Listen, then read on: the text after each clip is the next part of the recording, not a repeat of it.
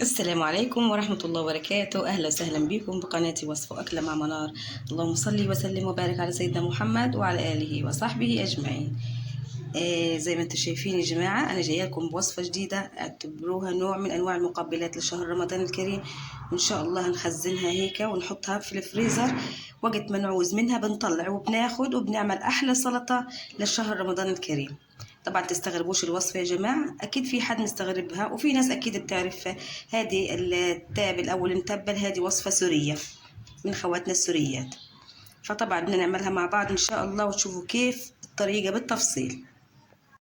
زي ما انتم شايفين يا خواتي، احنا راح نمسك اللي انتم شايفينه هذا اللي بيطلع من الكوسة. بعد ما الواحدة هيك بتبقور الكوساية بيطلع منها هذا اللي هو اللب الداخلي. بالبذور تبعته. طبعا البذور بتكون ضعيفة، يعني بتكون صغيرة، بتكون شبه مستوية أو بتكون طرية ما بتغلبش. فاحنا ايش بدنا نعمل يا جماعة؟ بدنا نمسك كل اللي انتم شايفينه هذا ونحطه في طنجرة فيها مية سخنة، وراح نسلقه على الغاز. بس بدناش اياه ينهري ويدوب على الآخر، يعني يكون هيك ماسك حاله شوية يا جماعة. يعني زي البتنجان لما بتعمليه هيك متبل البتنجان بيبقى هيك في قطع يعني ماسكة حالها. فإن شاء الله رح نسلقه مع بعض يا جماعة، وهنرجع نتكلم شوية عن هذا النوع من المقبلات أو من السلطات. ما انتم شايفين يا بنات، بسم الله ما شاء الله. سلقنا الكوسة وحطيناها في مصفى، هي قاعدة بتتصفى زي ما انتم شايفين يا بنات. كمان هي لسه سخنة. طبعا انا زي ما قلت لكم يا بنات مش سلقة كاملة، تخليهاش عجين على الاخر عشان نحس بطعم الكوسة. يعني فيها لسه قطعة هيها، والقطعة هذه شوفوا كيف بتنقسم على طول، لكن في نفس الوقت مش قاسية. طبعا يا بنات هي لسه سخنة، نزلت كل المية اللي فيها اللي هي المية السخنة نزلت منها هيها. الحين هنبدأ ان احنا نحط مية ساقعة من الحنفية عشان تبرد اسرع. وبردك يا بنات هنخليها ايه تتصفى. شوفوا كيف يا بنات. من اطيب المقبلات اللي بتتاكل في شهر رمضان، جانب اي صحن انت بدك تعمليه. ينفع للافطار كمان في الايام العادية، وللعشاء كمان، وللغدا، بينفع في كل وقت. زي ما انتم شايفين يا بنات، بسم الله ما شاء الله، كل اشي ماشي معانا تمام. اول ما تنزل المية كلها يا بنات اللي هي المية الباردة هذه، ان شاء الله رح نرجع لكم عشان نكمل مع بعض. وزي ما انتم شايفين يا بنات، بسم الله ما شاء الله، احنا نقلناها في وعاء تاني عشان يكون سهل علينا لما نحط الاشياء.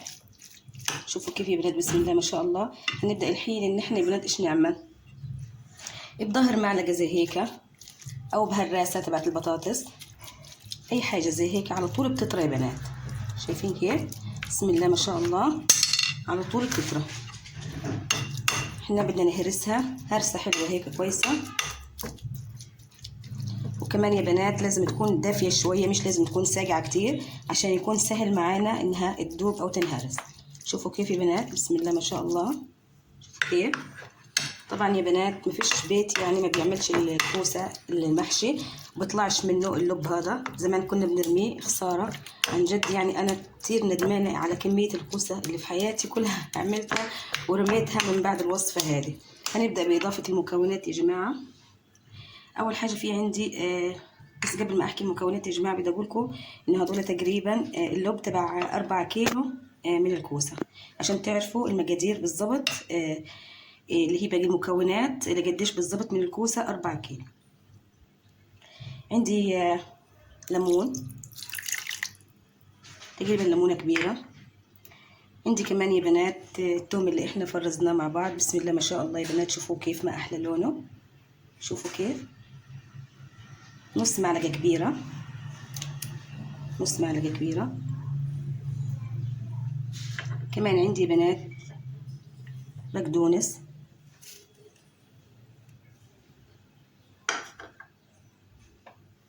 كمان عندي ملح.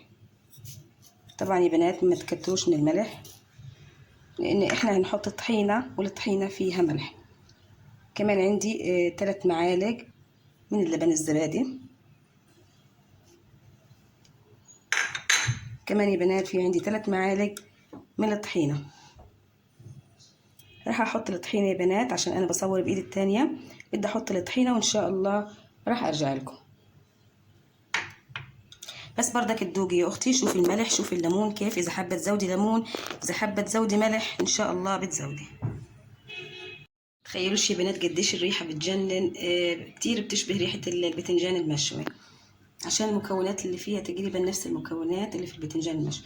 الحين يا بنات اذا حابين تحطوا معلقه خل، حابين مش حابين خلاص اختياري.